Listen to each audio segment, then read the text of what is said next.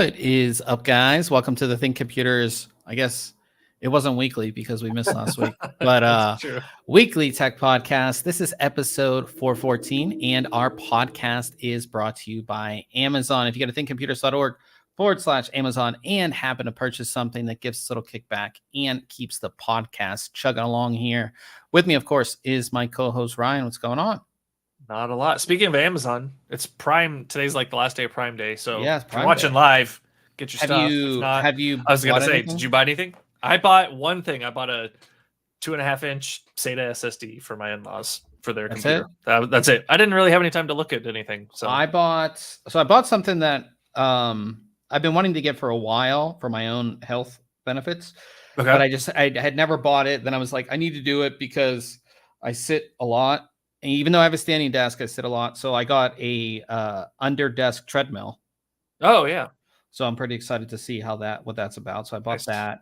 And then Prime Day is always where I stock up on like household items. So I bought like shampoo, I bought like paper towels, just like stuff that's discounted. That's like around the house stuff. I usually always pick up on Prime Day, and I essentially have it for a year because they have these like big packs, of whatever, and it's just like I'm good for the year now. I don't have to worry about it.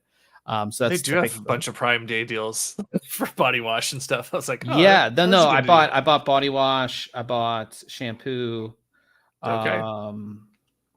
What else did I buy? I bought paper towels. Like, yeah, there's just, there's some good deals in it. And again, sometimes they're not deals, just with even the tech deals too. Like you have to make sure that they didn't discount that. Like if you get one of those plugins, bump it up and then drop it down. Yeah. You get one of those plugins that tracks the price, you can see, or you can just like look it up. What I typically do when it comes to Amazon is I'll look up that same product at like Target. It's typically where I buy like my household items. So if it's cheaper or whatever, then I'll pick it up on Amazon. But I did want to go over some tech deals really quickly on Amazon. If you guys do any purchases, definitely appreciate it. If you use our link, again, it's just thinkcomputers.org/Amazon, and then find anything from there. I'll leave it up on the screen while we do this.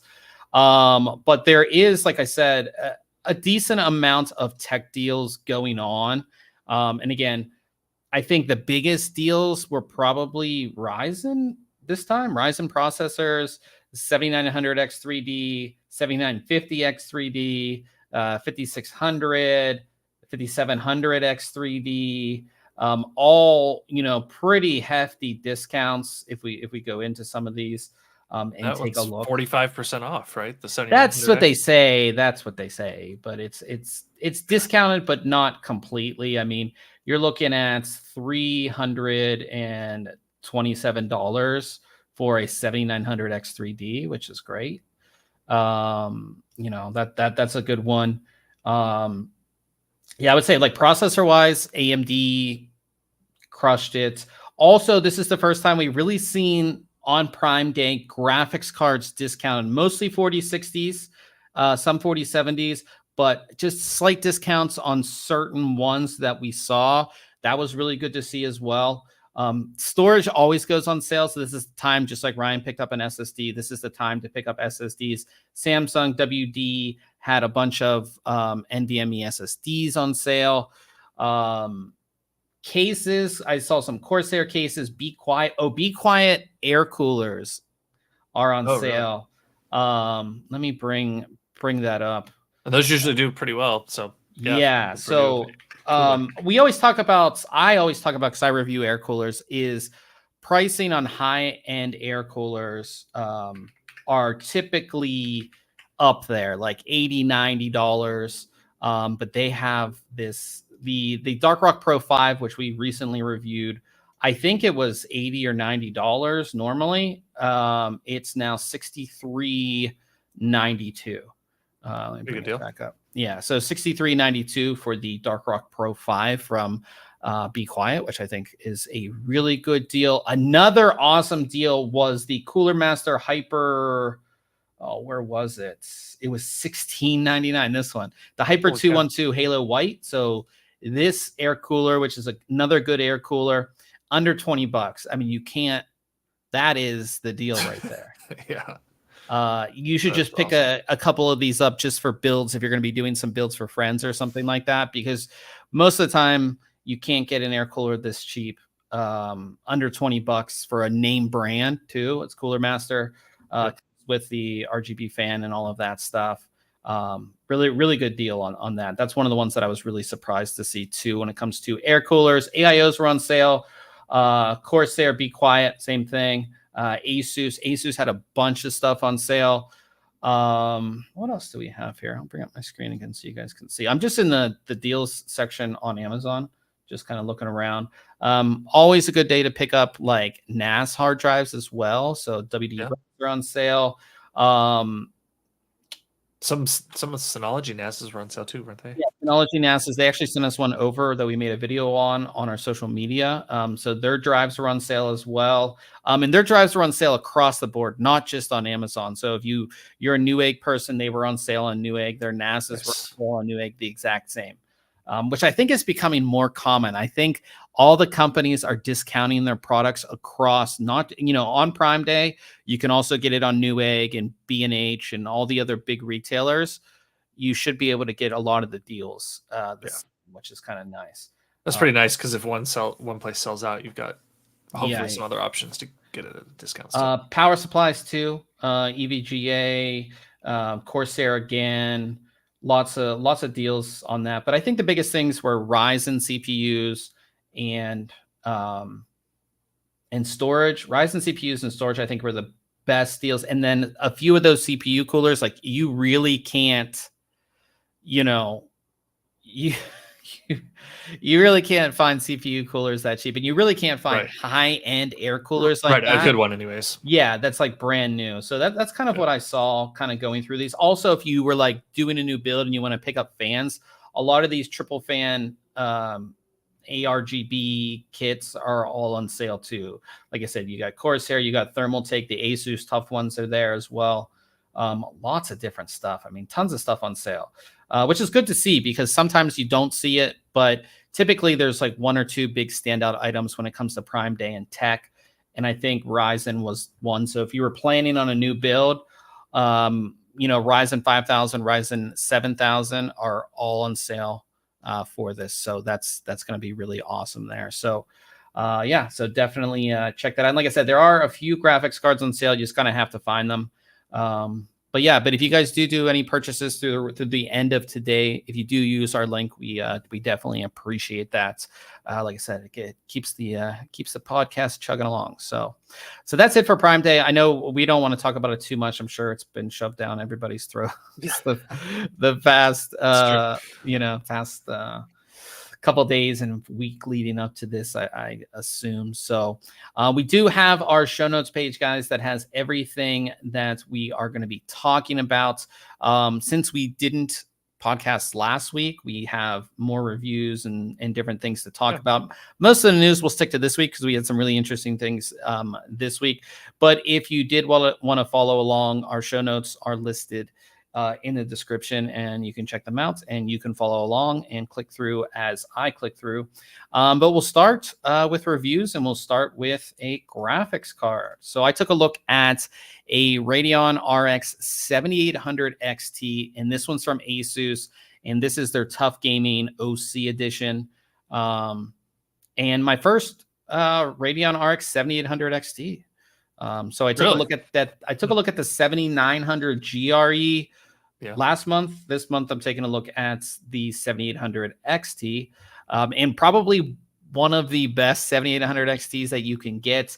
ASUS doesn't make a Strix version of this. And we kind of see that parity a little bit with AMD as far as like, unless it's the top end, a lot of the manufacturers don't make their super high-end card for it.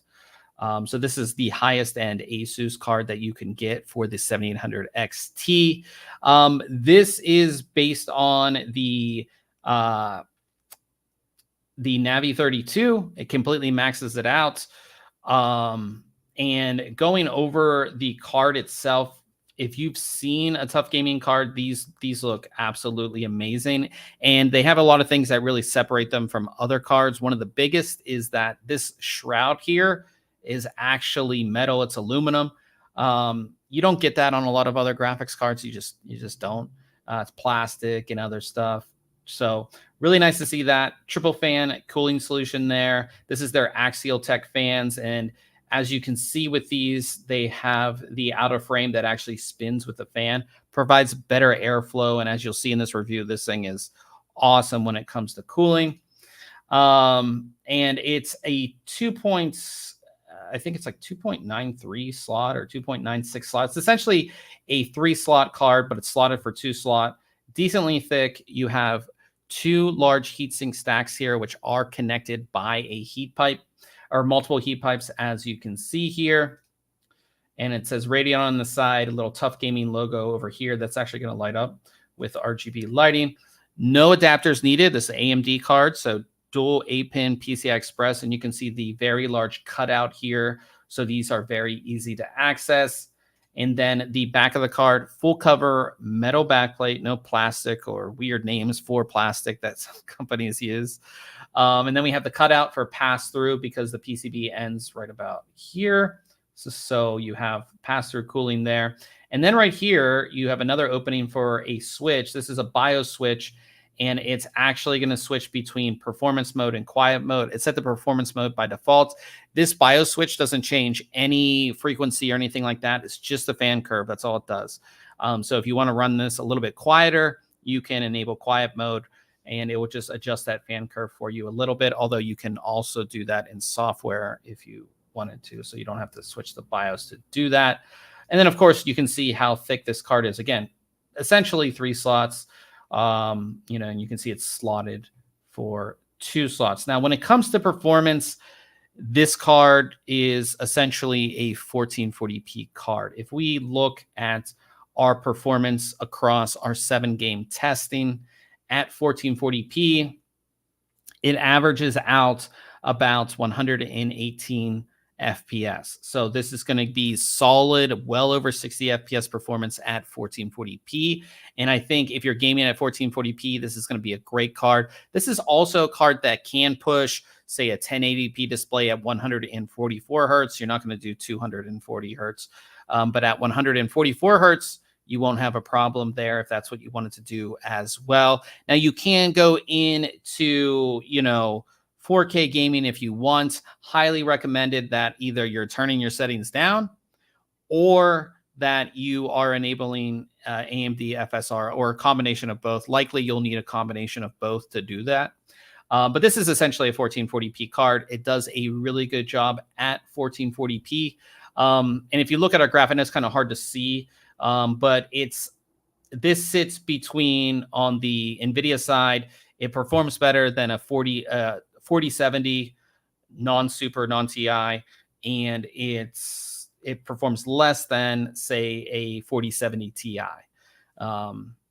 And I would say that, like I said, it also is slightly slower than the RX 7900 GRE. But if we look at this card specifically does have a price premium. It's $519.99, which is only a $20 premium of the MSRP of the 7800 XT. But currently the 7800 XT is discounted, so you can get it below that price. And you can get a 7900 GRE for about $10 more, which sort of makes a little bit more sense. It kind of depends, really, because that card's gonna use a much more power. So it is something to consider. But it's, if you're looking for a 1440p card, this is going to be a great card. It's lower priced than a 4070, and it performs better.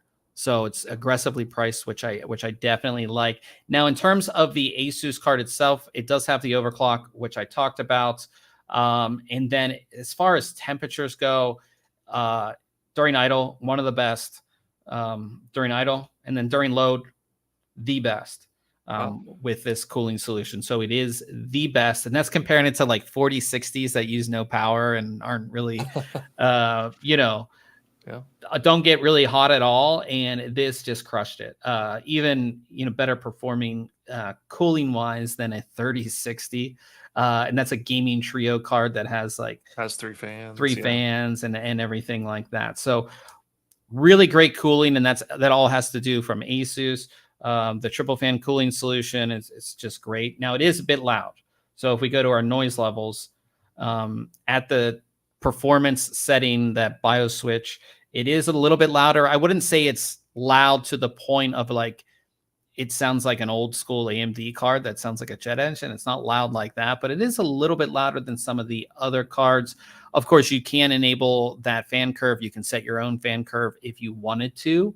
But I think, you know, cooling performance wise, this card is amazing. It looks amazing. And again, it's a tough gaming card. So it has all of those certifications and tests that it runs through. So you know this card's going to last. And I think when it comes to graphics cards, that means a lot, because I know I switch out graphics cards because I'm testing them and stuff, but most people, your graphics card is one of the longest things that stays in your build. And it typically goes through multiple builds for a lot of people. So I think getting a tough gaming card is a very smart choice if that's what you want to do. When it comes to that RGB lighting too, this is kind of what it looks like with the end of the card lighting up there. Of course, you can customize that with ASUS's Aura Sync if you want to, but that's what the end of the card looks like. So here you can see, you know, what it looks like installed and everything like that. I like any tough gaming card. I would highly recommend, just because they're that good with the cooling, the performance, you know, the quality is there. So I would, again, very much recommend a tough gaming card. When it comes to the I totally lost my train of thought. I feel like I don't have enough caffeine today. No. I know. When it comes to the 7800 XT, the big thing here is that you can get a stock default 7900 GRE for just a little bit more. So if you want to spend a little bit more, you're going to get a little bit better performance. But again, you're going to get better cooling and more efficiency with the 7800 XT. So it all comes down to really what you want. And again, the GRE, if you're going for an aftermarket card, it is going to be more than just like $10, $15. It's going to be a little bit more expensive than that. So hopefully that makes sense to you guys. I know I kind of butchered that because my caffeine is not where it needs to be currently. I think that average FPS graph helps out quite a bit to just show comparisons, right? Yeah. So I think, like I said, and there were some of these on sale too.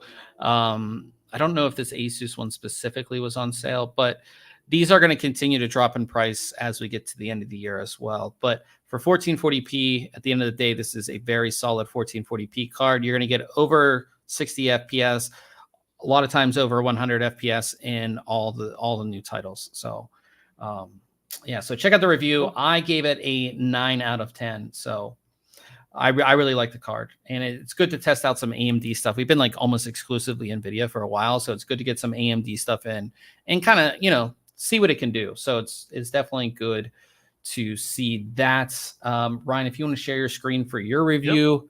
But Ryan took a look at Cooler Master's latest AIO with a new pump design. A lot of new stuff, yes, but yes, It does have a new pump design as well. Yeah, so like Bob mentioned, let's go like that. I took a look at the MasterLiquid 360 Ion. Like Bob said, it's their newest, it's their flagship AIO, and just like we've seen with a lot of other manufacturers, we now have an LCD display on a Cooler Master liquid cooler. Yes, I feel like they're one of the last. Yeah.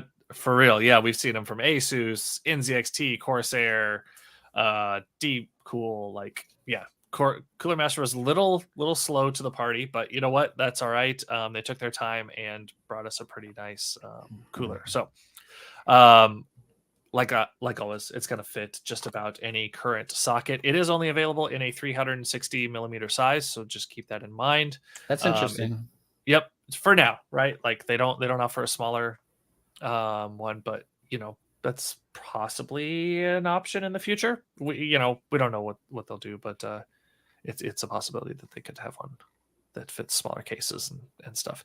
They have kind of improved their unboxing experience and packaging experience. It definitely adds a little bit of cost, right? Boxes can be expensive, especially when you customize them like this.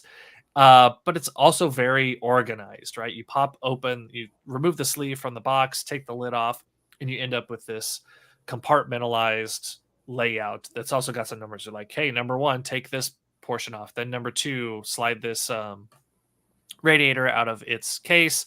The AMD mounting hardware is in its own box. The Intel hardware is in its own box, and the other accessories are in their own as well. So it kind of keeps them separated, because a lot of times you'll just get a single like accessory pack or bag, and you have to find and you're like, I don't know, like, is this the right screw here?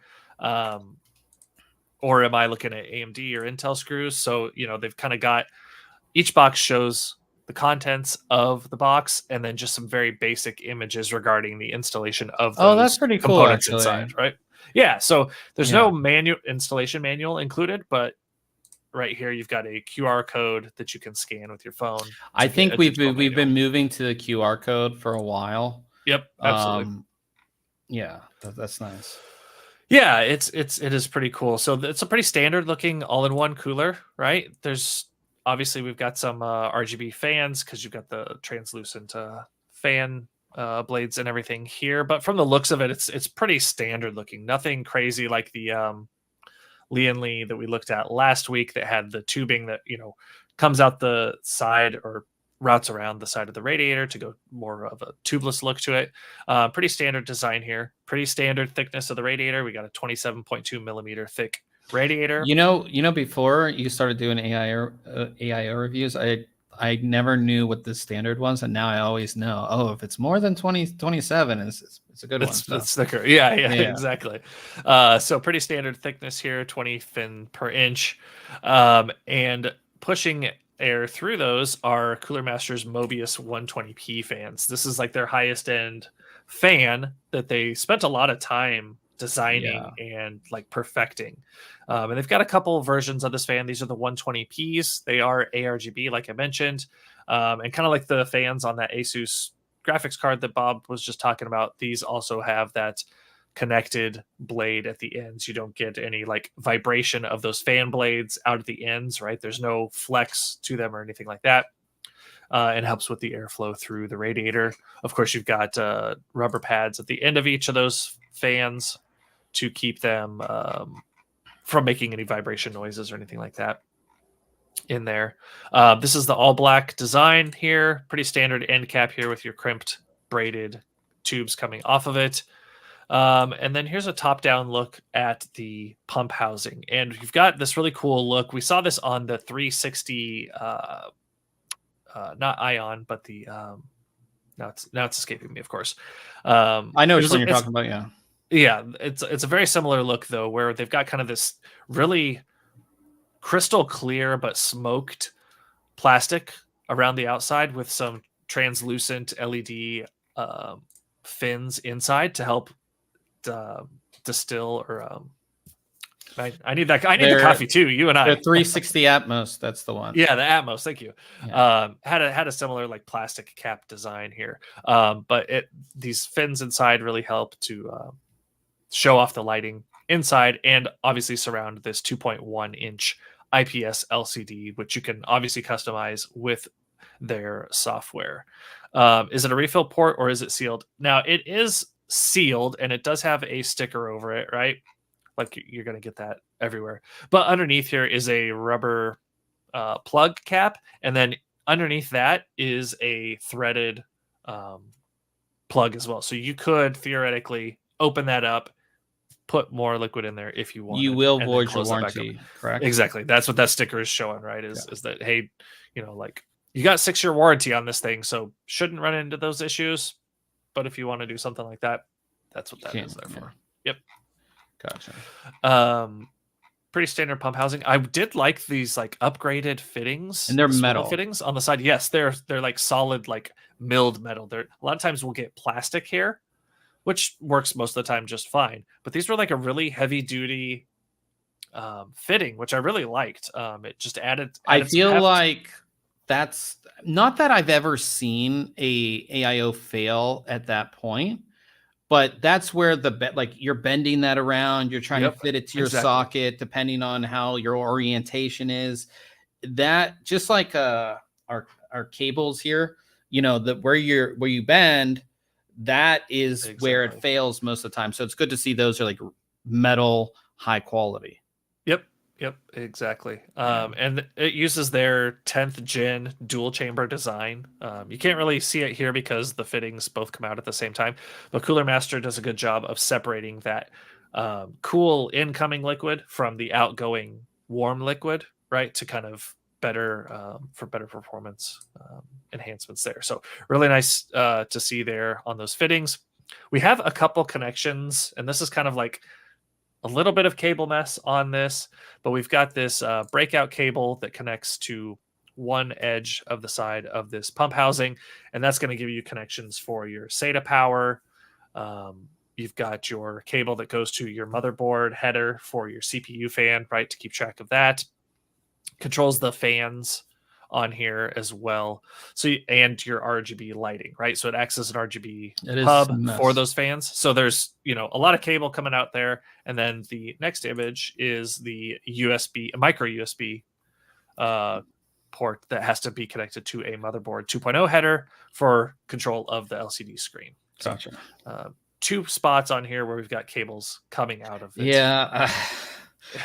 That's like these. The thing is that I feel that all the pump designs, or the top of the pump designs, are getting so cool with all the LCDs and all that. But then you have cables coming off, and it's like, you know, the solutions that we have seen where the cable gets run up the tubing and stuff. It's just so much cleaner. But it is, and you know, I wonder, like, is there a way to do USB Type C, right? Because we know Type C can handle plenty of power, more power than this is ever going to need, and the data, right? Can we figure out a way to do just a single Type C connection to a breakout box that maybe sits somewhere else in the case, right? Don't know. Anyhow, we've got a nice sized copper base here. Again, Cooler Master has gone with that stencil type design for applying thermal paste. I'm becoming more and more used to that, but you know, that comes pre-applied.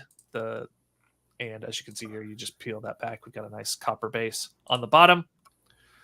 And I'll kind of go into that thermal paste installation as well. I do like these fans. They have really nice and flexible braided cables on the fans for the RGB and power connection. So that was kind of nice. They're not daisy chained, though. You can connect them to each other. However, they're not daisy chain like we've seen on some of the other kits where we're using like a magnetic connection between the two, pogo style, something like that. I think they're just, you know, they didn't design the Mobius fan with that type of connectivity from the start. They may have something in the works that could really clean this up and make it more a little cleaner look. But they are still nice and easy to use and come pre-mounted to the That's the nice radiator thing. Yes, absolutely. Pretty standard installation. Again, there's that stenciled base there for your thermal paste. Uses the standard AMD mounting holes. You do have to take off those plastic brackets. You just put on some threaded nuts there to fill up the space. Here's again that thermal paste. You put it on there. They give you a little like paper card. The thing I don't like about the paper card in there is one side of it again has that QR code for the manual, but then you like got thermal paste on it and you like throw it away, and then thankfully there's that other code on the box.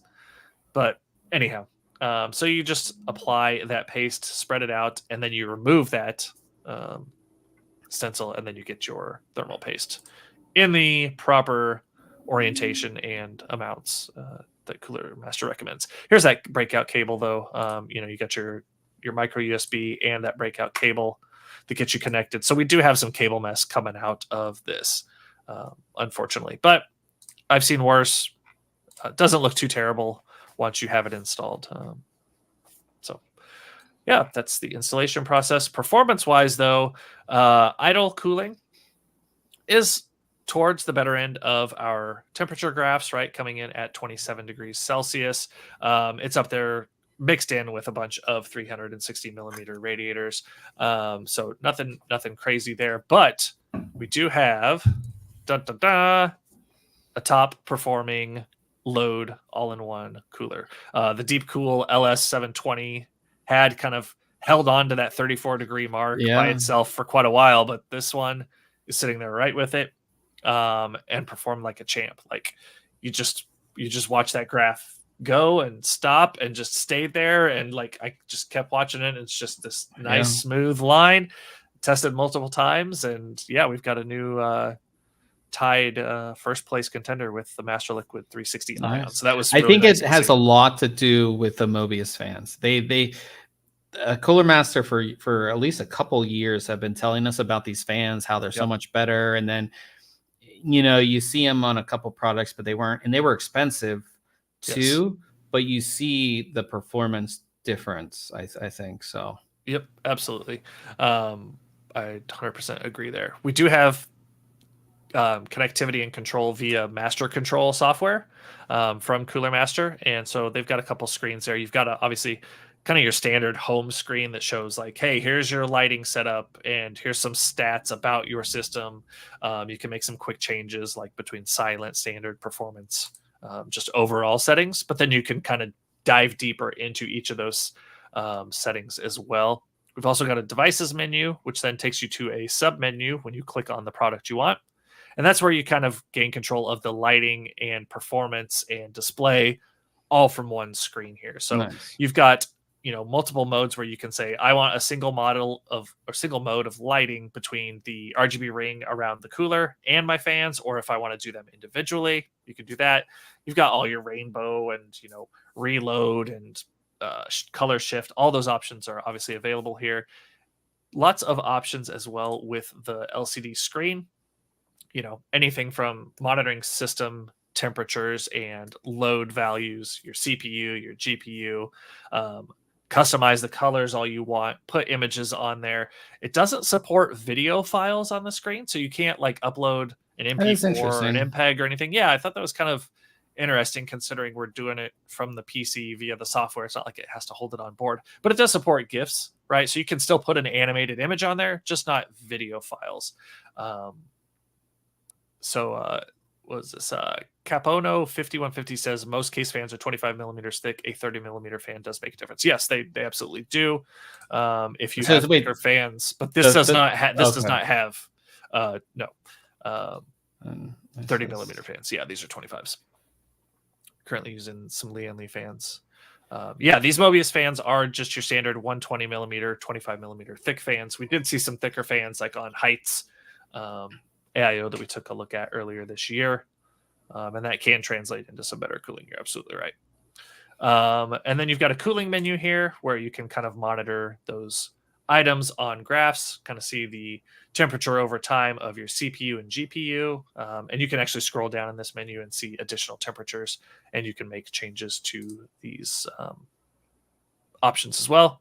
Just a couple of those animated images. I really liked this one. It's like these waves of color, 2 different colors, one for CPU, one for GPU, and they kind of like shift as your temperatures go up and down. You can also change that to the load. So if you didn't want temperature here, you could do the percentage of load on your CPU or GPU and have a similar animation.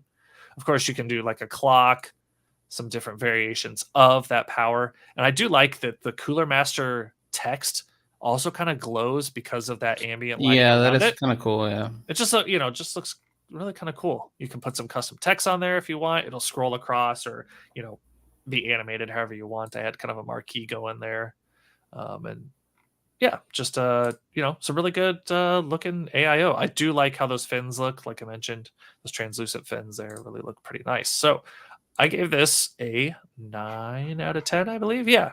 Like I mentioned, it's our best load performance cooler that we've seen.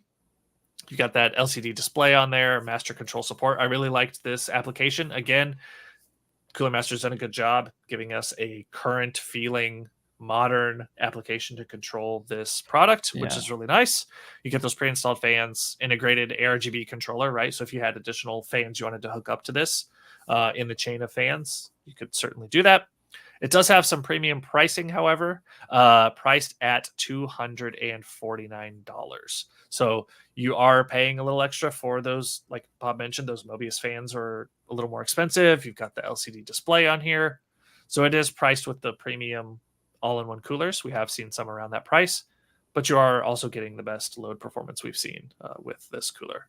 And there is a little bit of that, like I said, cable mess from those cables coming out of the pump housing. But overall, really great performing, great looking all-in-one cooler from Cooler Master. Nice.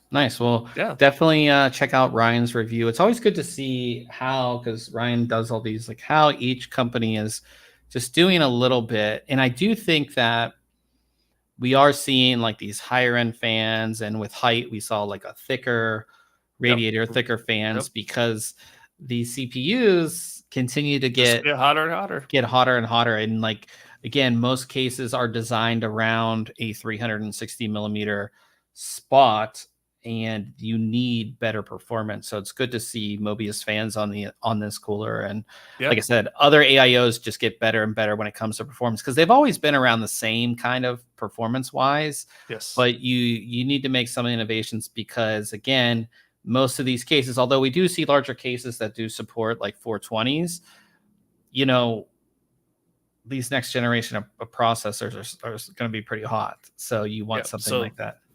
Capono, the warranty is 6 years on this cooler. Is that standard? What's the standard? No, 5 is pretty much standard. I've seen from kind of the top end. 6 is definitely extended. Gotcha. Well, like I said, check out Ryan's review. It is linked in the show notes. I'll move on to my other review. Actually, I have 2 more reviews to talk about. First one is the Thermaltake Tower 300. So we saw this at CES back in January. This is their change to the Tower series. So the big change that they made is that they made it octagonal.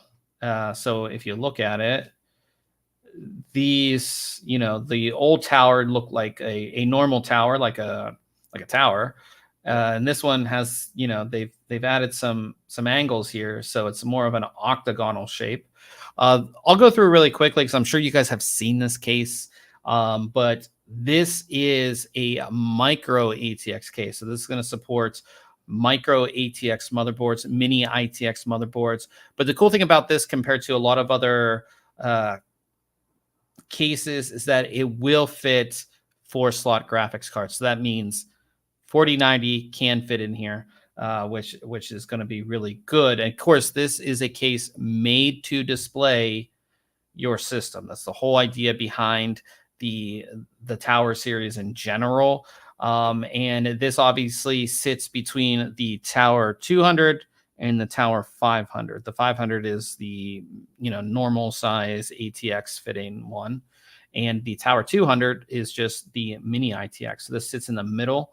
And as far as what you're going to get is beyond what you see, because this kind of shows you kind of what you can see. You can see your motherboard tray there and everything like that. They have updated this one, so it does support back connect motherboards, which is definitely nice. So you will get that support if you're looking to do a back connect motherboard on this. At the top, you do have 2 cooling fans here. These are 140 millimeter fans. They're set in an exhaust position. They are the only fans that come included with the case. Each side is ventilated here. So you have ventilation on each side, and all of these panels just pull right off. Really easy to pull all the panels off of this case, no problem. And then on the back here, you have another ventilated section. Of course, you can see this is where your power supply is going to be. And then again, you have room for 2 120 or 2 140 millimeter fans. Obviously, those are not included here. Of course, at the bottom, we do have that pull out. Why is my brain dead today? I can't do it. The filter? Yeah, the pull-out filter here. We'll help each other today. I know, the pull-out filter, but actually the pull-out filter comes out from the front, not the back of this case. That's nice. Which is a difference. But beyond that, you do get USB 3.0, 2 Type A, and then the Type C here as far as your connectivity on the top of the case. Getting inside, we have some storage options and some other things. So just like I said with those panels, you just press the main panel in and it pops out, as you can see, and then all the other panels just pop right off. It's really easy to get inside this case. This is what it looks like. Like I said, mini ITX, micro ATX motherboards, back connect motherboards, graphics cards as long as 400 millimeters. and 4 slots. So that's pretty much anything that's out there. It's going to fit in here, no problem.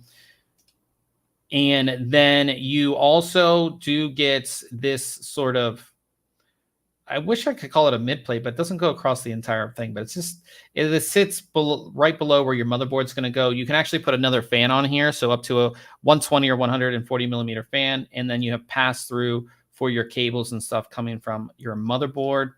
On the side of that, you actually have another hard drive mount, and this supports 2.5-inch SSDs. It's fully removable, really easy to take that out. If you remove the back side of the case, which again just pops off, no problem, we have another bracket right here. This bracket supports 2 2.5-inch SSDs or 2 3.5-inch hard drives. So those fit back there, and this is fully removable as well with 2 thumb screws. Just comes right off, and you can install your drives there, no problem. It is kind of hard to see, but on each side of the case, there's these channels that actually have built-in cable routing as well. And when I did my installation, they were actually awesome for, routing all the cables down through. On the bottom is where you'll find your power supply mounts. And again, your power supply goes in the back, but it just sits in the bottom. Full-size ATX power supply, so no, SFX or SFXL or anything like that. Full-size ATX power supplies will go in here. So if you are, putting a 4090 in here, you'll be able to get the 1200 watt, 1000 watt power supplies that you need. And you have plenty of space there as well. Going into installation, extremely easy. You do have a lot of room to work with in this. And it's, like I said, it is pretty simple. I think the biggest thing is wiring and everything like that. I don't know why you got the fast internet. Now my internet's just not going. Oh, spoiler alert. Yeah. There we go. So installation, super simple. You put in your board, and MSI sent us over one of their new boards, which was nice for this build, a mini micro ATX, which I didn't have. It's my favorite form factor. Yeah. So put in the power supply, just goes right in the backs. And Galax actually sent us over their 1000 watt power supply for this build too. So really easy. You can see how it goes in, no problem. And then Thermaltake did send us a 360 millimeter AIO for this build. So install the radiator, no problem. So on the one side, you do have support for up to a 420 millimeter radiator in this case, which is pretty crazy for a micro ATX case, but you do have 420 millimeter AIO support. This is the 360 installed there, as you can see. And you can see it just goes right on there. And this, like I said, this cooling bracket gets fully removed, no problem. Installed an SSD back there. You can see super easy to go ahead and do that, And then graphics card, Galax sent us over their 4070 Ti Super, and that went in there, no problem. You can see my AIOs all attached and everything. And when you're doing your graphics card installation, you can easily remove the side panel, obviously, and get your graphics card in there, and then connect all your cables from your motherboard. Really easy to route everything. And as you can see, I have like my cables going over this way and over this way. Those channels really do help. And with this case, you essentially don't need to tie anything down because you just close this back panel. Like I said, if you really want to tie things down, you can see there's multiple tie down points across this if that's what you wanted to do, but you really don't have to. And that's what the finished build looks like with the 360 millimeter AIO on this side, graphics card on this side. The Thermaltake also sent us over a 140 millimeter fan, which is an ARGB fan. So we were able to put that there. And let's see what it looks like, all lit up, which is, of course, the best part. So this is what it looks like, all lit up. And we saw a bunch of these at CES. I mean, they had these all over there. Thermaltake's had these all over their multiple colors. Yeah. So I think this looks great. I think if you are going to do a build in this, do it with the AIO. You're going to get good cooling in there. And the only thing I wish I had was a white graphics card. I didn't have a white graphics card. But that would have really completed this build because I have the white case. But it does look really, really good with everything. And yeah, I mean, it's just a really, really awesome, looking build. I really, really liked it. Now, Thermaltake also sells this horizontal stand kit, which essentially it's a stand, and then you take it comes with a base as well. So you take the normal base of the case off and put this little cap on the end. And then you get something that looks like that. Looks like a capsule. I think it looks super cool for displaying this system as well. Gives it a whole different look, which I think is really, really cool too. I believe the kit itself is $30 on top of the price of the case if you wanted to pick it up. You obviously don't have to run it like this, but I think it looks really cool having it like that. It really, like I said, turns it into like a capsule, which I think is awesome. There were a few little gripes about this case that I didn't necessarily like. One of them is, okay, so if you look, your motherboard's installed this way, so all your connections are right up here, and you have to open the case every time you want to connect something to your motherboard. So to do that, you take off the top of the case, and then you have to lift up this the fan brackets. And the thing with that is, if you're doing this while your system's on, those fans are moving. Not always the best move. But I do remember, aren't they? You can lift it up though with everything cabled. You don't have to uncable anything. Yeah, you don't have to. Right? You don't have. You don't have to uncable the fans or anything like that. But you still have to open this up to connect everything. And then when you connect something like a USB cable to your motherboard or your graphics card or anything, then it comes out the back and it comes out the top. So when it comes out at the top, you just have all these cables coming out of the top. Not the biggest fan of that. I would have liked to just, I know you couldn't necessarily route everything to the bottom, but just something to keep the cable mess, because it's just a bunch of cable mess coming out the top.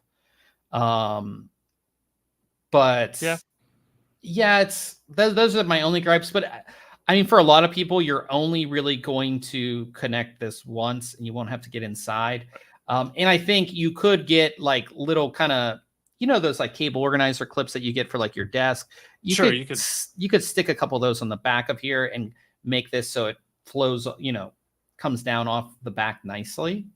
I think that would have cleaned it up a little bit better. Performance wise, it does a good job. Obviously, this is gonna depend on the cooling you do install. We had a 360 millimeter AIO in there. But again, it only comes with 2 fans, so you should at least get that other 140 that you can put in there, if not more fans or the AIO, which I would highly suggest. But if you're looking for a case that's really going to show off your build, this is it. I do like that it's in a sort of smaller form factor. Micro ATX gives you the ability to install larger graphics cards and still have some room for some other things, or like a graphics card and then you could in sound card or something. Yeah, or something like that. It just gives you a little bit more space. I think the whole idea is it gives you space for the larger graphics cards. I think that's kind of their main goal here, was to give you that 4-slot space. So if you wanted to do a 4090 build in here, you can do it and still have this cool little display. I think it looks great. I mean, it looks awesome. It's definitely a build that I would want sitting on my desk for sure. So I gave it, I don't know why I put a 9, but I gave it an 8 out of 10. I don't know why I put 9 here. But I did give it an 8 out of 10. The cons, like I said, the cable coming off, it's hard to plug in your cables once you go ahead and, have everything inside there. And when you do install a micro ATX motherboard, some of the openings on the case are just a little bit tight, so it's just something to keep in mind. But I like this case. It sells for $139.99. I don't know if there's a deal going on Prime Day. Nope, still $139.99. So still $139.99 on this. I still think that is a good deal for what you're getting. Just some of the things you definitely want to consider, if you're going to be doing a build inside of here. We have some other people in the chat that I didn't even look at, because I've been chatting with them a little bit, because I'm not a good streamer apparently. I'm not good at anything today. I swear, like I've been trying to cut my caffeine consumption down, so I only had like a little bit of caffeine in the afternoon, and it's definitely affecting me. I feel but we have pseudoscientists in the house. And we have Capano. He was talking about the AIO before, but good to see you guys in here. Our last review, and we're almost at an hour, so we're going to run through this. Last review is right here. This is the Lexar ARMOR 200. or Armor 700. Sorry, see, caffeine. It is a USB 3.2 Gen 2x2 drive. And the cool thing about this is that it's called Armor, as it doesn't focus. It's called Armor because it's wrapped in rubber. So you can, I just dropped it on the desk and I'm not worried about anything happening to it or anything like that. It is a great little drive. We'll go down to the performance because essentially these drives are very much the same. You know what I mean? They're all going to perform kind of the same. Looking at performance, again, USB 3.2 Gen 2x2. So right around 2000 megabytes a second. And in our testing, did that. It's right up there with all the other drives that we tested, USB 3.2 Gen 2x2. So I really like I like drives like this. The only thing that I wish they did, which they did not do on this, is that a lot of people are making content with their phones and it's not magnetic. If this was magnetic and you have the little US Type-C to Type-C, that would have made this drive awesome, but it doesn't have that. That's the only thing I didn't like about the drive. But like I said, it's a good little drive. You can get it up to 4 terabytes as well. So it's becoming standard now. It's like 1, 2, 4 now instead of 5, 12, 1, and 2. So 1, 2, and 4, you can get this in. So pick it up if you're looking for a fast little SSD. Really, really like it. And again, it just gives you a little peace of mind that it's wrapped in this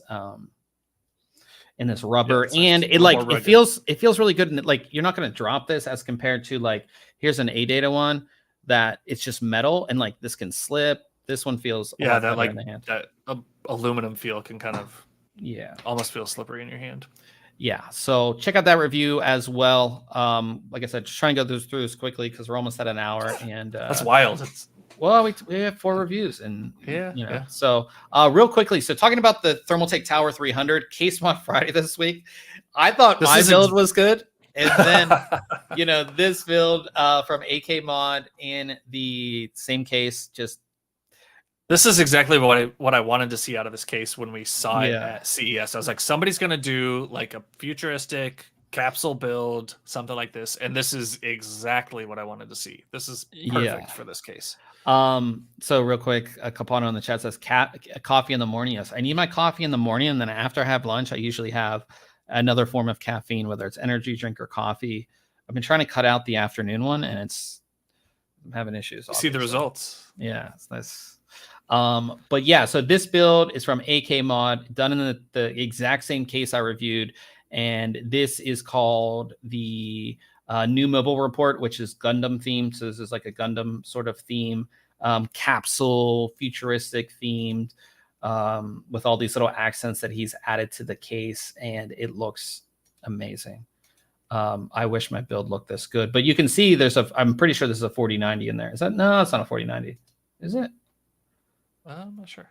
4080 Super. So, but you can see the big graphics card that you can fit in there. But this looks, 4080 Super. Man, it just looks so much cooler than mine. And he did put the LCD kit in there as well. So Thermaltake has had these LCD kits that you can put on a bunch of their cases. And he got that one. They did not send me that for my build. So, but yeah, this just looks awesome. With the water cooling. I mean, that just looks so cool. Yep. And of course, put it in, got the horizontal mounting kit. So you have it sidewards. And you throw this into like a movie set or something as a prop, in the background as a computer, or like, it looks like that capsule, like they said, it's a report that just came in. Like it's this capsule you've been expecting at your base and it just landed and like, gonna resupply you with something or something. It's very cool. And one thing, I don't know if you noticed, so Ryan, do you see all these like green accents on the case? And then if you go to, he replaced you put the green accents in the USB. So pretty cool. But yeah, definitely check this one out, guys. If you're not familiar with case mods, we do have a full Case Mod Friday section on the website. You just go to articles and Case Mod Friday up here, and we've been doing this for years. So every Friday we post a new one. So definitely check that out. We're going to run through news. We're going to go not super fast, but we don't want to keep you guys. This would be a 2-hour-long podcast. So we have details on both Intel's upcoming Core Ultra 200 Arrow Lake S CPUs, as well as AMD Zen 5. So AMD had an event, and a lot of the details were revealed for Zen 5. So that's going to be Ryzen 9000 series, as well as, the AI 300 chip. So we'll start with Intel and their Arrow Lake S stuff. So we got the kind of core configurations that you're going to get with this. This is the next gen, obviously. And we did talk about previously how Intel is changing their naming. Right. So Core Ultra is going to be like the main thing of the line. And then you're going to have Core Ultra 9, Core Ultra 7, Core Ultra 5. And these are expected to launch in late Q3, early Q4 of this year. You're going to have up to 18 cores in 4 XE cores as far as the internal graphics go. Using the LGA 1851 socket, new socket here. And here's what the configurations are going to look like. So for Core Ultra 9, you're going to get 8 performance cores. You're going to get 16 efficiency cores. And then you're going to get 4 XE cores or graphics cores. And then for Core Ultra 7, you're going to get 8 performance cores, 12 efficiency cores, and then you'll have some chips that have the integrated graphics. So you'll also get 4 of those XE cores for your graphics. Core Ultra 5, you're going to get 6 performance cores, 8 efficiency cores. And again, some of these will have 4 XE cores. Some of these will have 3 XE cores. And a couple different configurations as far as efficiency cores. So some of them will have 8, some of them will have 4, but as far as your performance cores, all Core Ultra 5s will have 6 performance cores. So a decent breakdown to kind of give us an idea of what's coming, as far as the next gen Intel stuff. I know they're going through a little bit of issues with their higher end chips, so hopefully that gets resolved when these come out. And I did have a 13900K die on me. I do remember you saying that. Yeah, that stinks. So in the chat they were talking about if they think naming convention will confuse buyers with any change, right? There's potential for that. Thankfully, they at least kept with the 5, 7, and 9 that we've become accustomed to over the years, right, with the Core I series. So hopefully this will still be. I mean, I think that the naming's not horrible. I don't know if you think about the Intel naming, how would you change it, or how would you? I mean, it's been pretty consistent. The Core i9 is the highest one. Core i7 is kind of mid range, and the Core i5 is very mid range. So the Ultra, I think the Ultra just, it doesn't do anything. It didn't do anything for us, right? Like what's Ultra about it, right? Yeah, it doesn't. Because we've had these performance and efficiency cores before we had Ultra. So like, yeah, what? I think if anything, when it comes to like pre-builds and laptops, the Ultra would be like, oh, the old ones are called the Core I, the newer ones are the Ultras. I mean, yeah, I guess. Yeah. So that's kind of what we have for Intel. Moving on to AMD, like I said, they did a deep dive in the architecture Zen 5, which is going to power Ryzen 9000 series as well as their upcoming AI chip. So they talk about IPC improvements. They talk about the new models, and we'll go over those really quickly. As far as IPC improvements, they say Zen 5 on average will have 16% average uplift, which I think is good. We need to, I know with Ryzen, we've seen like, especially first gen, and then, we've seen, 20, 25%. 16 is kind of average, what you would expect across a new architecture. We're not going to see these insane gains anymore, especially when it comes to power, because we have to keep things in line with cooling or available cooling currently. Pseudoscientists in the chat, for the first time ever, gonna buy an AMD CPU. AMD is great. I mean, that's what I run on my main rig. I have a 5950X. It's been a champ. I really like the whole ecosystem as far as motherboards go and things like that too. So AMD has been good. I mean, Intel's good as well. But yeah, so 15% IPC uplift on here. Better energy efficiency, they say. And here you can see the differences over this from the 7000 series to the 9000 series as far as like your core counts. Obviously, your high-end 16-core Ryzen 9 is still going to be at 170 watts, but your Ryzen 9 12-core is going to go from that 170 watts down to 120. And then your Ryzen 7 and Ryzen 5, 6 and 8 cores are going to go from, what is that, like 100 watts down to 65 watts. And then you can see the better performance uplifts as well. So getting down as far as power consumption, I think that's good. And then when it comes to the models, I know we covered this a little bit previously, but just to go through, and this is all expected. This is, you kind of expect at least the cores, but just to go really quickly, Ryzen 9 9950X, 16 core, 32 thread. It's going to boost up to 5.7 gigahertz, 170 watt TDP. So that's going to be the top of the top until the X3D part comes out. Then we have the Ryzen 9 9900X, 12 core, 24 thread, boost up to 5.6 gigahertz, 120 watts TDP. And then we have the Ryzen 9 9700X, 8 core, 16 thread, boost up to 5.5 gigahertz, 65 watt TDP. So that one's going to be a good one, just because it's going to be 65 watt TDP across the board. And then the Ryzen 5 9600X, which again is going to be super solid. I love the Ryzen 5 series. 6 core, 12 thread, 5.4 gigahertz max boost, and then that same 65 watt TDP. So again, that's the whole lineup for everything. There are really deep dives into the Zen 5 architecture if you want to know more. They are keeping AM5, so no new socket or anything like that. Current boards, BIOS update, you're good to go, which is definitely good to see as well. And of course, Zen 5 will power their AI Strix Point AI chips that you're going to see in a bunch of stuff. I'm not the biggest fan of all this AI junk.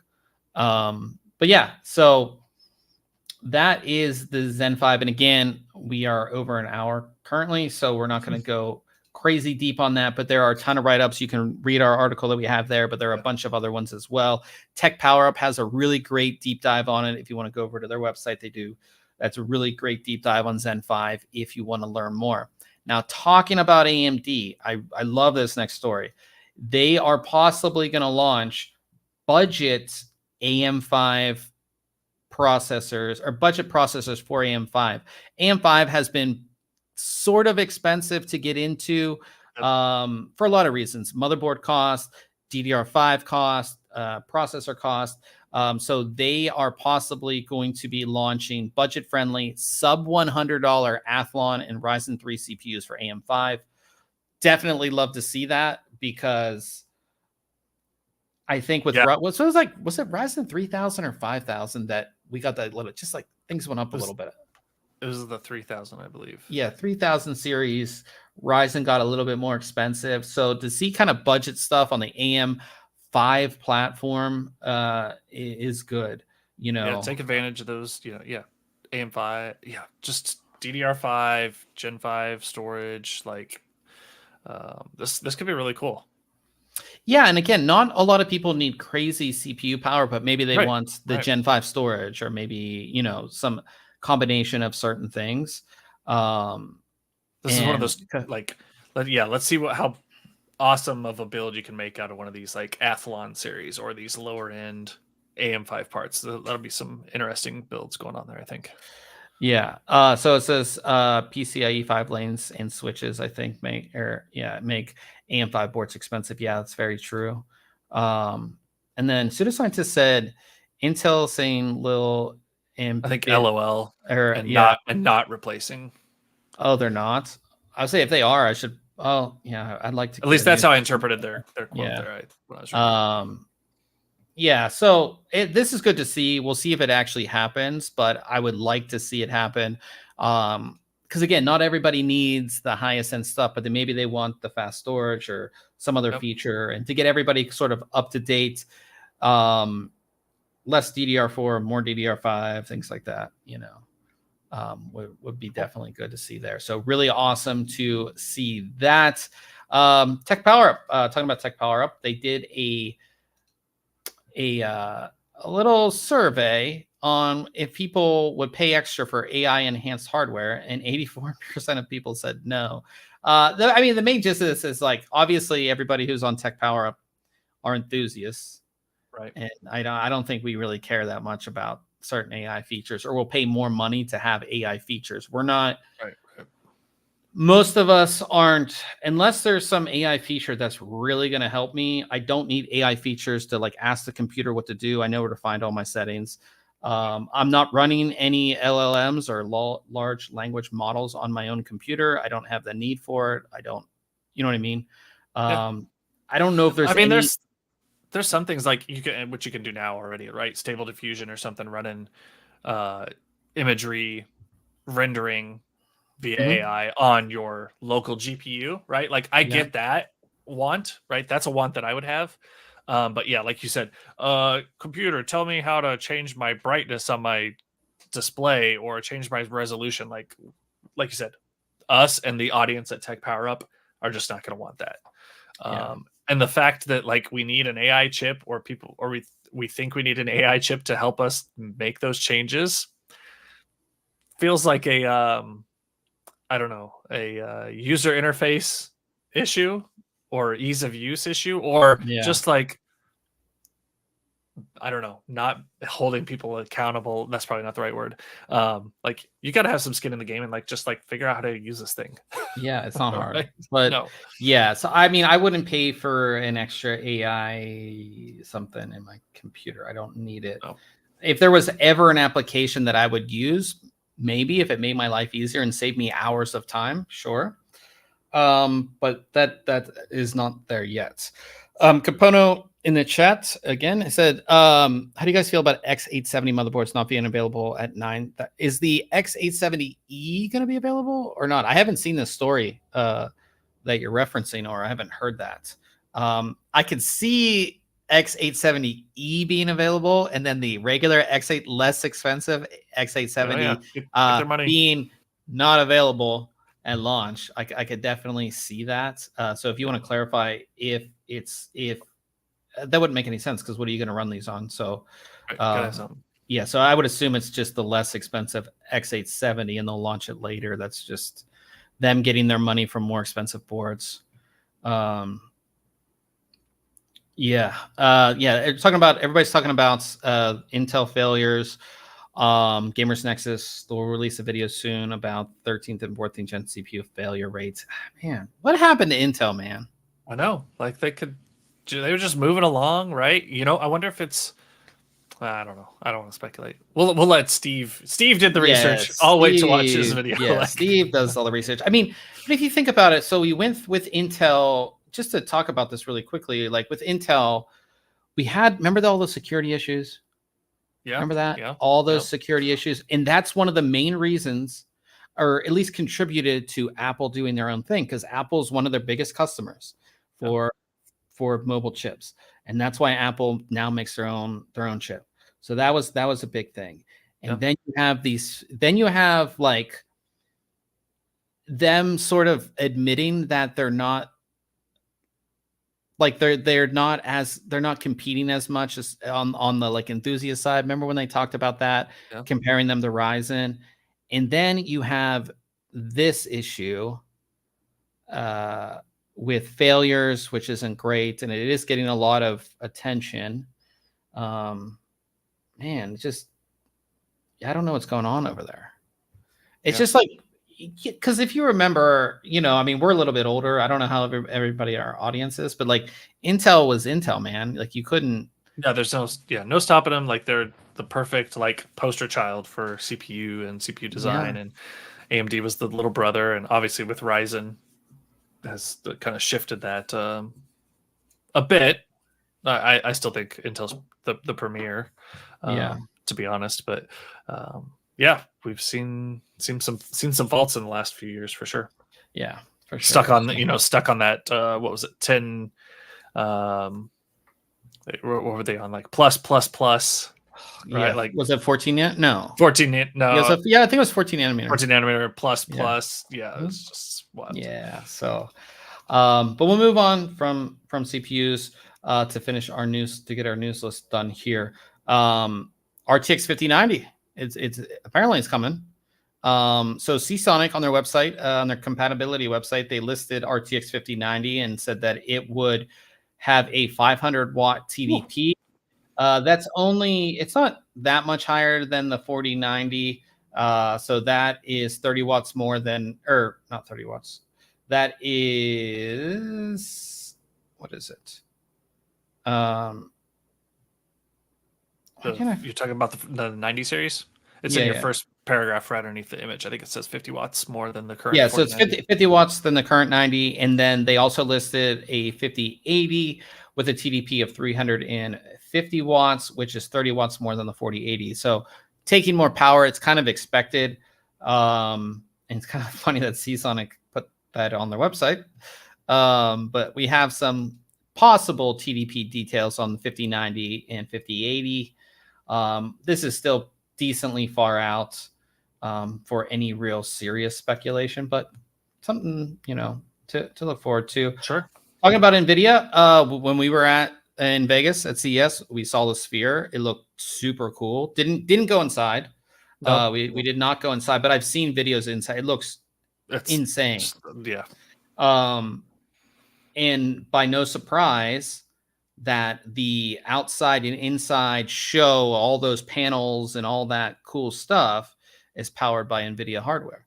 Right. So it's I would have believed like Matrox or something, right? Where they do those like super custom GPUs for certain things, but I'm definitely not surprised that NVIDIA is behind the curtain. Component really quick, talking about the 5090 or the 5080 will be China ban friendly. So we did have a story we didn't put in the show notes, but there apparently is going to be a 5090D, just like the 4090D that came out specifically for China.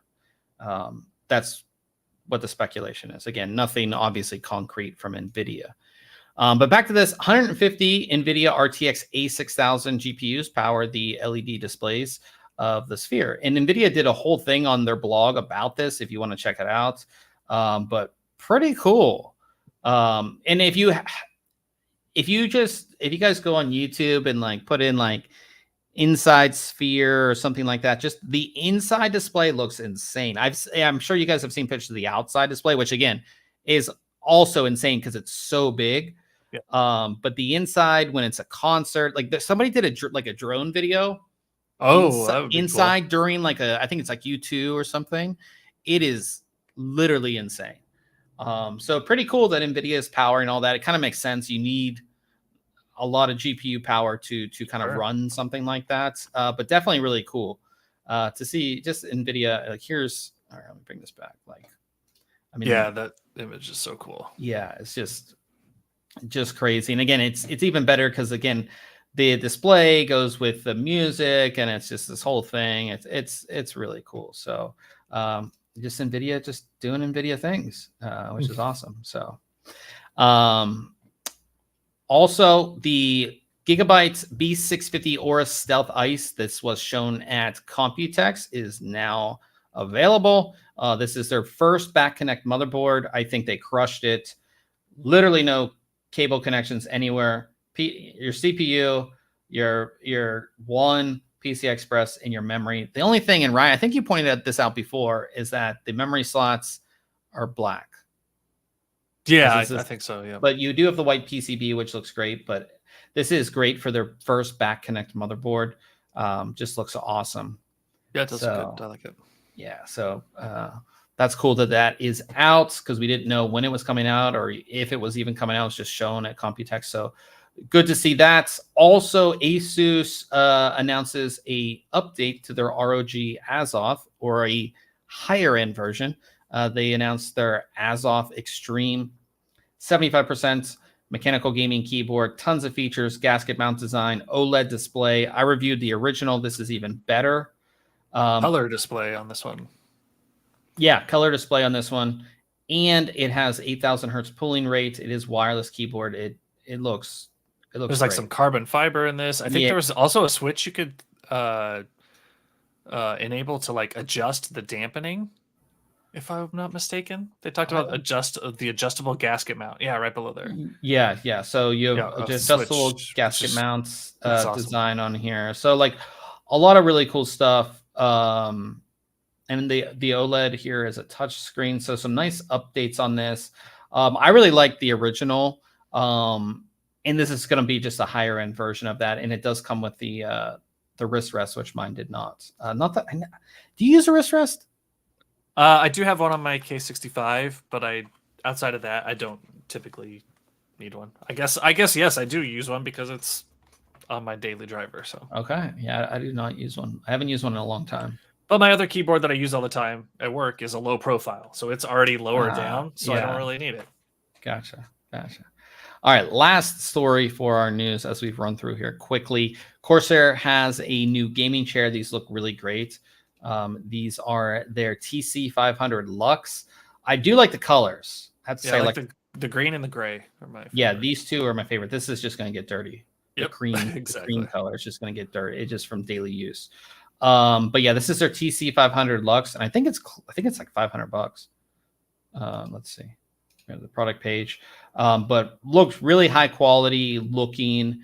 Obviously, when it comes to these, if you have a store where you can sit down and try these, I would highly recommend doing that before you buy any chair. But these do look really, really nice. Really nice styling on these. And again, the color choice is really cool. Typically you see white, black, some type of gamer-esque racing looking thing. These look a lot different. So I really like that. Let's see. Yeah, $500 for these. So on the mid-range, when it comes to gaming chairs, I think the high end is around 1,000. So this, adjustable lumbar support, all of that. They do have a black one. But I like the other colors a lot more. So yeah. So that's pretty sweet. Yeah. What kind of chair do you use? Just a crummy old. We gotta get you. We gotta get you a chair. I know. I have that Cooler Master still. I just don't use it. Not a fan. Nah. I'm weird. Now, do you like a gaming chair style, or do you like like more of an office chair? You like a ergonomic office chair? We'll have to get you like an ergonomic office chair or some. Yeah, that's what I use. By no means ergonomic, and I'm not even kidding when I say this chair is over 20 years old. Your back is probably all messed up from the sitting on that thing. But that is it for news for the week, guys. Talking about what we have coming up next week, I'm taking a look at this keyboard that I have right here. This is the Kaiboom Phantom 81 mechanical keyboard. Looks amazing. Does have some issues that I've noticed on it, but it's a really cool 75% mechanical keyboard. Super heavy. Really, really cool looking keyboard, gasket mount design, all that, all the stuff you want in a mechanical keyboard, hot swappable, everything like that. But there are some issues which I will talk about in my review next week. So definitely stay tuned for that. And then question of the week, and I thought this one was because I had a lot of fun building in the Thermaltake The Tower 300. So I wanted to ask you, Ryan, if you're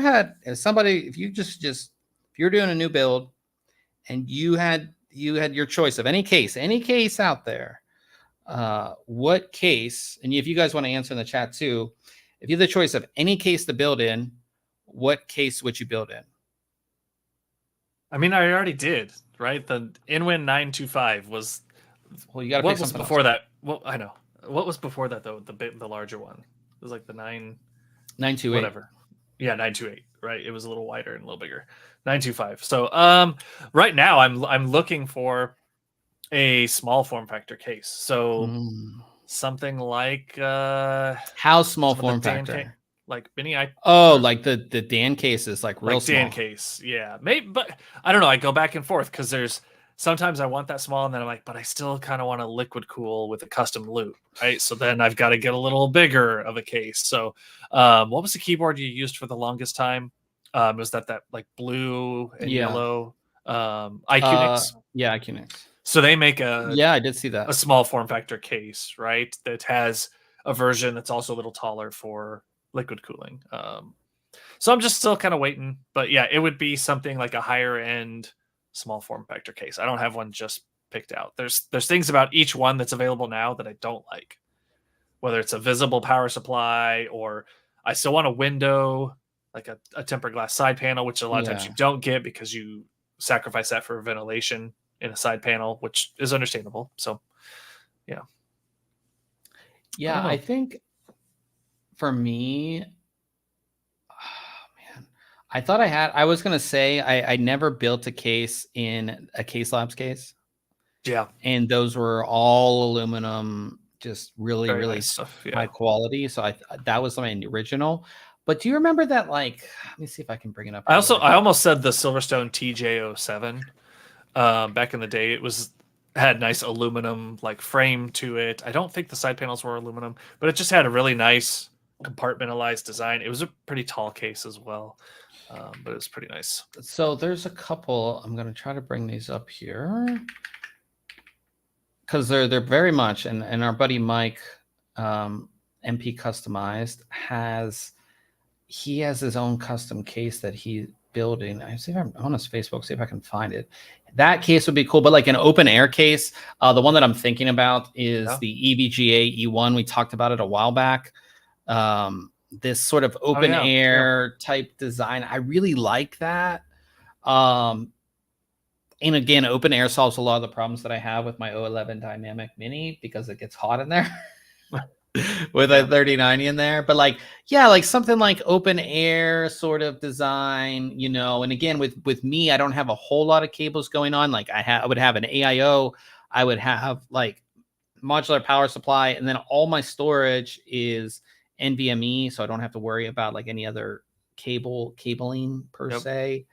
But like, yeah, something like this type of design, I think I would love to build in, or like love to have a system based on that. $2,000. I forgot how expensive that thing. Yeah, because I think it's all carbon fiber. Yeah, carbon fiber. Yep. Yeah. That's This whole thing weighs 2.76 pounds. Oh dang. That's But like something like this, and again, Mike's. I wish I could find it. Let me see if I can find his actual. Yeah, like I said, the Inwin 925 was the case that I always wanted to build in, and was lucky enough to do that. I still love it. I think it looks amazing. It is a very big and heavy case with a full liquid cooling loop and everything in it. So, yeah, back in the day, everybody wanted like that Chief Tech or the alien looking case. Yeah. For quite a while. And yeah, I can't find, but yeah, like something like an open air, but not like the weird open airs that we've seen that kind of look like. I like some of them though that are like folded aluminum panels. You know, they're just like I'm just thinking like light aluminum that I can kind of pick up. That it has, it's heavy, like it's strong enough that I can pick it up with the handles, sort of type thing. I think that would be fun to build in. Yeah, the Enthuse 719 is an awesome case. I agree, old man. That was one that I had looked at doing as well. Yeah, there's so many good cases over the years that have just been really, really awesome. Like original Lian Lees, the ones that were all aluminum, were great to build in. And everything on the case was aluminum. Like even the front bezel and the bezel covers were all aluminum. Like it's just aluminum. They had the holes in the front for the like 2 80mm fans. They were like perforated. Oh yeah. Yeah, everything in those original Lian Lees were just awesome. So yeah. So Pseudo Scientist said he wants big, tough, and heavy. Are you talking about the case, or is he talking about the office chair? Talking about chairs. Yeah. You kind of want a tank when it comes to a chair. Like this chair that I have, it's a tank. It's huge. But it's an ergonomic chair. I like Ryan. I prefer the ergonomic chairs typically over the gaming chairs. Although there have been some really, really nice gaming chairs that I have sat in too. Old man in the chat also said that he bought an EPO Maker EP64 60% mechanical keyboard wireless on Amazon for $30. he gets like the best. I feel like old man is just like he lives on Amazon. He always is buying keyboard. I wonder how many keyboards do you have, old man? Probably got as many as you. I have a yeah. I'm gonna be moving soon too, so I've been getting dreading taking down everything and moving, and it's gonna be coming here in a couple months. So and pseudoscientist said, I like my cases big, tough, and also yeah, I mean, like big cases are always great, especially if you're doing like a pretty just a big hardware 4090, big extended ATX motherboard, all the storage you want, like all that kind of stuff. Yeah. Oldman says he has over a dozen keyboards. So that is it. We talk about tech, and Ryan has some interesting tech that he got installed in his house recently. I did. Yeah. So today was the day I got my fiber internet, and went from 300 megabit down and 30 megabit up to 2.5 gig down and up. So I am on the fiber. Yeah, high fiber diet, man. Yeah, fiber is now it's the good thing is I have a router that supports up to 10 gig on the one of the WAN ports, right? So nice. I have something that's capable of using that 2.5 gig, because when this company came out and like they had a whole neighborhood meeting and brought in food and everything, one of the things I brought up in the Q&A piece was like telling the neighbors like, hey, yes, you could buy the 2.5 gig plan, but if you don't have equipment that's going to utilize it, if you got a router that doesn't support it, and you were can't take advantage. You're talking to the normies. I was, but I didn't want people spending extra money thinking they were getting it, and they wouldn't know, right? Oh, anytime I go to my friend's house, I'm like, yeah, like, why is your internet so slow? They're like, oh, I have fiber, or I have 1,000 down, and I test it, and I'm like, no, dude, you're not. Yeah, what are you running this thing on? RT54G, right? Yeah, it's 15 years old. Yeah. So yeah, I've got the 2.5. I need some internal switching to support 2.5 to a couple other devices. Like I need it between my PC and my NASs, right? So I can take advantage of that. But yeah, no, so far so good. Nice, man. Nice. Are you noticing difference?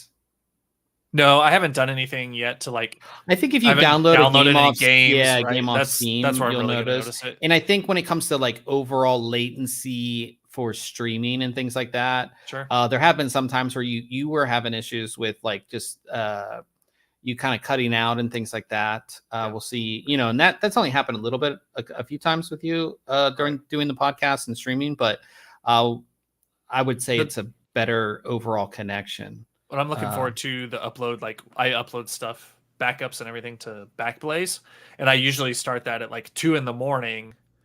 and let it run for a couple hours every night, so that it's not killing my upload during the day, because it'll peg out those 30 megs up, and it would I would put stuff onto my NAS, and then that's got a job to sync out to the cloud. I mean, I remember, and it'd take forever to like back stuff up to the cloud, even though it was on the NAS, and now that stuff will just. I remember when I would like upload 4K YouTube videos on like the crappy internet that I had, and it'd be like an hour, because they would be like, 3 to 5 gigs, sometimes 7 gigs for a longer YouTube video, and now it's like 3 minutes.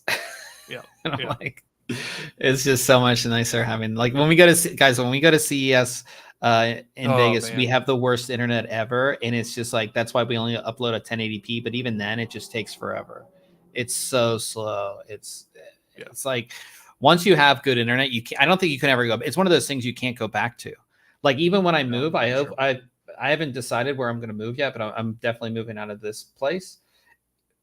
It has to have. I mean, most places here will have like at least gig cable and fiber, but I want to have fiber. I'd rather have fiber over the cable. So we'll see what happens when I move here, But yeah, that is it for the podcast, guys. Thanks everybody for coming out. We had a bunch of people in the chat. Of course, Old Man Pseudoscientist Capono. Hopefully I'm saying that correctly. Appreciate all you guys here. And of course, Talking Tech. That's what we love to do here. But we will be continuing streaming since Ryan has this super fast internet. He's going to be over. Maybe we'll make his gaming better, get it better latency in his games. He's going to be over on Twitch. If you go to twitch.tv/ThinkComputers, Ryan will have that stream up momentarily. We'll be playing some Apex Legends tonight, getting in some good gaming. I feel like we haven't gamed because we didn't game last week in a while, so it'd be nice to get some gaming going on. If you want to continue hanging out there, just jump over there and yell at Ryan in the chat. We have some good times over there playing some games, so we'll be over there. But again, thanks everybody for coming out. Oh, real quick, Old Man said Suicide Squad, Rise of the Tomb Raider, and more are free in Amazon Gaming if you have Prime. Oh, nice. I should do that. I assume that's for Prime Day. So, and they're redeemable through Epic. Nice. So we'll definitely do that. Yeah. They're actually, Amazon's kind of pumping Amazon Gaming. They've been doing a lot of free games and things like that. So I'm going to have to check that out before we get into our gaming. So again, guys, thank you all for coming out, and we'll see everybody next week.